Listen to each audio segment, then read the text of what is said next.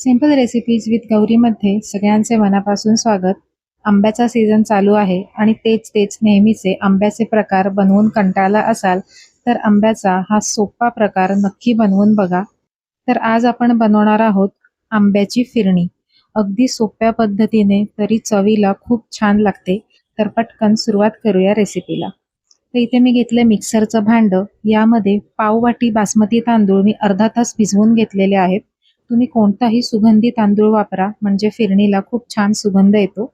आता आपल्याला मिक्सरमधून फिरवून घ्यायचंय. तर हेच पाणी मी वापरत आहे, जे भिजवत घातले होते तांदूळ तेच.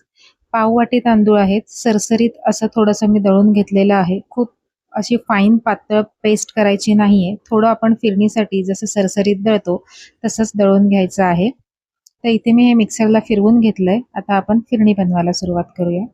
कढई घेतली आहे, त्यामध्ये अर्धा लिटर दूध मी घेते. अर्धा लिटर दुधासाठी पाव वाटी तांदूळ हे अगदी बरोबर प्रमाण आहे. याने फिरणी एकदम पातळही होत नाही आणि अगदीच घट्ट सुद्धा होत नाही. तर हे दूध आता आपण इथे उकळायला ठेवूयात आणि तोपर्यंत आपण आंब्याचा पल्प काढून घेऊयात. गॅसची फ्लेम मी ते मध्यम ठेवलेली आहे. एक वाडगं घेतलंय. आंब्याचा पल्प मी हा नवीन पद्धतीने तुम्हाला काढून दाखवते. आंब्याचा रस मिक्सरला फिरवत नाहीये, कारण मिक्सरला अगदीच तो गुळगुळीत होतो, तो मला नाही आवडत.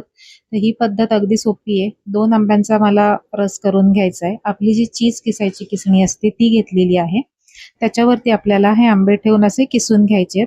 हात जरा सांभाळून आपल्याला ठेवायचा आहे. तर अशा पद्धतीने अगदी पटापट आंब्याचा रस निघतो. आता मला 2च आंब्यांचा रस काढायचा आहे, म्हणून मी ही किसणी वापरते. जर तुम्हाला जास्त आंब्याचा रस बनवायचा असेल तर या किसणीच्या ऐवजी जी पुरणाची जाळी येते ना, त्या जाळीने सुद्धा अगदी छान रस निघतो. तर इथे मी हा 2 आंब्यांचा रस करून घेते. तर बघू शकताय तुम्ही, छान असा हा रस मस्त तयार झालेला आहे सरसरीत. आता 2 पेक्षा जास्त आंब्यांचं जास्त प्रमाणात तुम्हाला बनवायचं असेल तर ही जी पुरणाची जाळी आहे ह्याच्यावरती तुम्ही आंबा असा फिरवून घ्यायचा आहे. अगदी छान सरसरीत असा हा रस तयार होतो. ज्यांना मिक्सरमध्ये फिरवलेला गुळगुळीत रस आवडत नाही त्यांनी ह्या पद्धतीने नक्की ट्राय करून बघा. तर इथे 2 आंब्यांचा मी हा रस काढून घेतलेला आहे आणि तुम्ही बघू शकताय अगदी छान असा हा तयार झालेला आहे. अजिबात कुठे गुठळ्या वगैरे राहिलेल्या नाहीयेत. आता आपण जे दूध उकळायला ठेवलं होतं ते चेक करूयात. तर दुधाला सुद्धा उकळी आलेली आहे. ही जी मलई वरती आलेली आहे ती आपण ह्याच्यातच मिक्स करून घ्यायची आहे. आणि दूध आपल्याला काही फार उकळवायचं नाहीये, जसं आपण बासुंदीला वगैरे उकळवतो तसं. यामध्ये आता मी मिक्सर मधून फिरवलेली तांदळाची पेस्ट टाकलेली आहे. तांदळाची पेस्ट ऍड केल्यानंतर आपल्याला लगेचच ढवळून घ्यायचंय दूध. खालपासून ते ढवळून घ्यायचं आहे, कारण तांदळाची पेस्ट जड असल्यामुळे ती खाली जाऊन बसते आणि मग कढईला लागू शकते. त्यामुळे तांदूळाची आपण जी करून घेतलेली पेस्ट आहे ती घातल्यावरती लगेचच ढवळून घ्यायचं आहे. आता जे मिक्सरला लागलेलं थोडंसं आहे ते सुद्धा मी थोडं दूध टाकून यामध्ये घालून घेतलेलं आहे.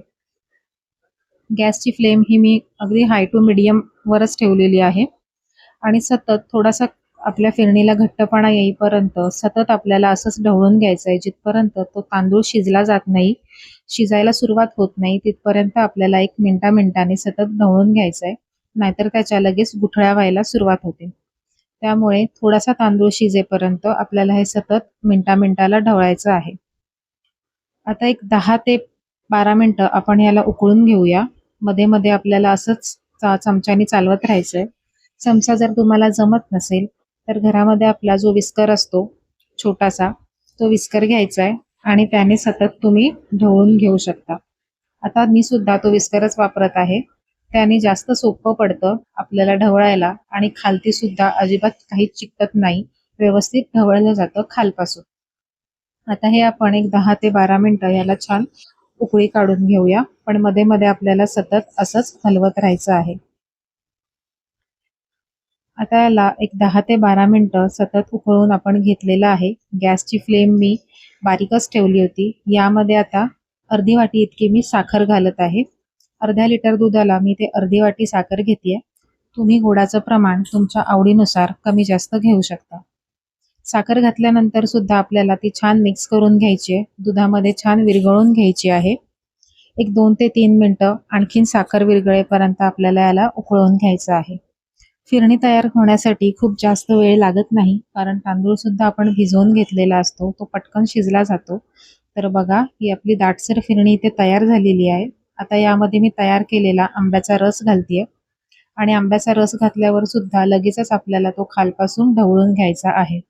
आता इथे एक महत्त्वाची टिप म्हणजे आंब्याचा रस जर तुम्ही आधी करून ठेवलेला असेल, फ्रीजमध्ये ठेवलेला असेल, थंड असेल, तर तो लगेचच फिरणीमध्ये ओतायचा नाहीये.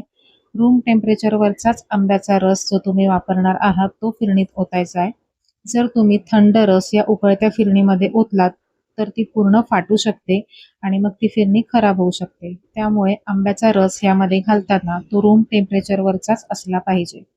आता रस घातल्यानंतर तो सुद्धा या विस्करने व्यवस्थित असा आपण मिक्स करून घ्यायचा आहे 1 मिनिटभर आणि गॅस मी इथे बंद करून घेतलेला आहे. आता आपल्याला याला आणखीन उकळवायची किंवा शिजवायची काहीच गरज नाहीये. रस घातल्यावरती 1 मिनिटभर त्याला सगळ्या फिरणीमध्ये मिक्स करून घ्यायचं आहे आणि लगेचच आपल्याला गॅस बंद करून घ्यायचा आहे. गॅस मी बंद केलेला आहे. दाटसरपणा तुम्ही फिरणीचा बघू शकताय. अगदी व्यवस्थित आलेला आहे.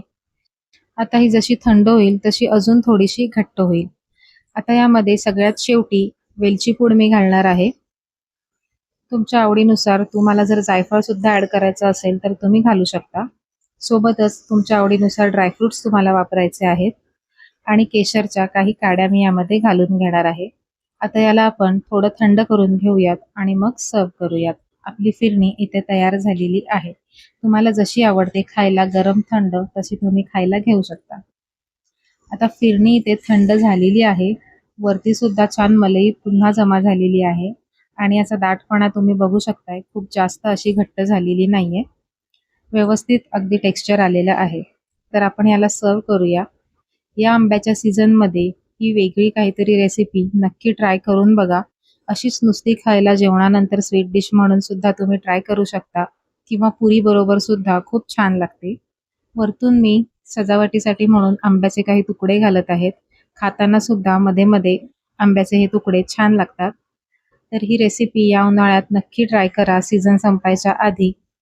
व्हिडिओ आवडला असेल तर लाईक करा, शेअर करा आणि ही रेसिपी आपल्या मित्रमंडळींसोबत, नातेवाईकांसोबत नक्की शेअर करा. आणि अशाच सिंपल आणि सोप्या रेसिपीज बघण्यासाठी सिंपल रेसिपीज विथ गौरी या चॅनलला सबस्क्राईब करून बेल आयकॉन सुद्धा प्रेस करा. पुन्हा भेटूया नवीन रेसिपीसोबत. नमस्कार.